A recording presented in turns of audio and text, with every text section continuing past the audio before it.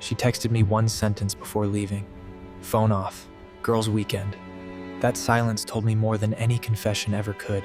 She sent the text casually like it meant nothing. Phone off for girls' weekend. Don't bug me. I stared at the screen for a long time, the words just hanging there. Then I locked it. No argument, no questions. I just replied with a simple okay. That one word, that silence, would later mean more than any screaming match ever could. We had been married long enough for patterns to become second nature, for the unspoken rules to be etched in stone. And she never, ever turned her phone off. Not for friends, not for sleep, not even in a movie theater. It was her lifeline. But I told myself not to jump to conclusions, not to let my mind run wild. Trust, I reasoned, was about giving space. Even when every instinct inside you is screaming not to. That weekend felt unusually long. The house was quiet, but my mind was deafening. It was like a switch had been flipped, and suddenly all the small details I'd brushed aside started lining up like soldiers for inspection. Her sudden interest in weekend trips, always with a new group of friends I'd never met. The way she dressed differently when I wasn't invited, a little more carefully, a little more vibrant. The flash of irritation in her eyes whenever I asked simple questions about her day. These weren't just random occurrences anymore. They were puzzle pieces forming a picture I didn't want to see. But I didn't panic. I just observed. I decided to watch the story unfold without trying to write the ending myself. On the second night, I went to bed early. And strangely, I slept better than I had in weeks. There was something about choosing not to chase, not to demand answers, that brought a strange sense of calm.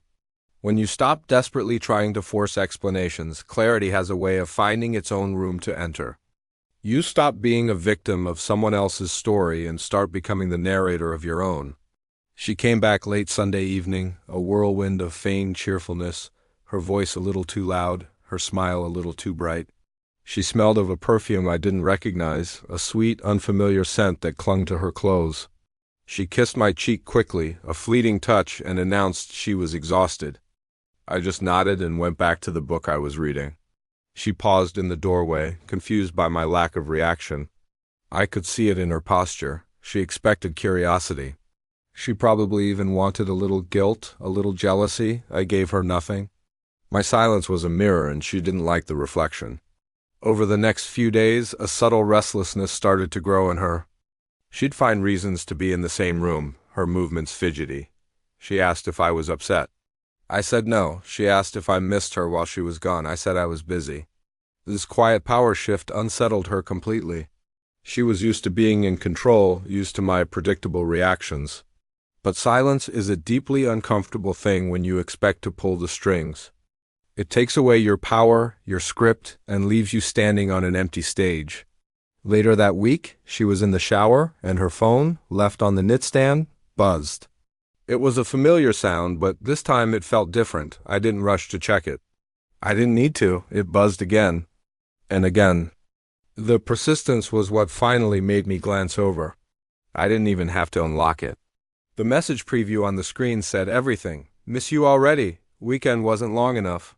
That was it. That was enough. The pieces of the puzzle clicked into place, forming the ugly, undeniable truth. But I didn't confront her right away. What was the point? I wasn't interested in her excuses or her performance. I wanted facts, not fiction, so I gathered them. I confirmed dates. I looked at credit card statements. I found names and places. The truth, when it was finally laid out, was clean and cold and undeniable. It was solid. It was real. And what hurt, what truly cut deep, wasn't just the betrayal itself. It was the casualness of it. It was how easily she assumed I would accept it, how casually she believed my silence meant I was a fool, that I'd stay quiet forever and let her live her double life. She didn't just disrespect our marriage, she disrespected my intelligence. When I finally spoke, it wasn't in anger.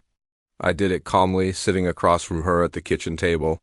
I told her I knew about the weekend, about the man, about the lies. She laughed at first, a hollow, nervous sound. She called me paranoid, insecure. It was the classic deflection. But when I didn't react, when I just sat there, my gaze steady, her confidence cracked. The laughter died in her throat and the mask began to crumble. She started to cry, blaming stress, blaming work, saying it meant nothing. I let her finish and then I told her something simple.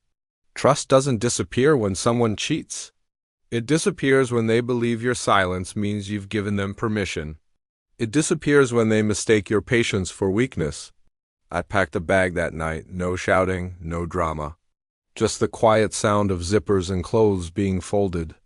She followed me to the door, her composure gone, replaced by frantic begging. She begged me to talk, to stay, to fight.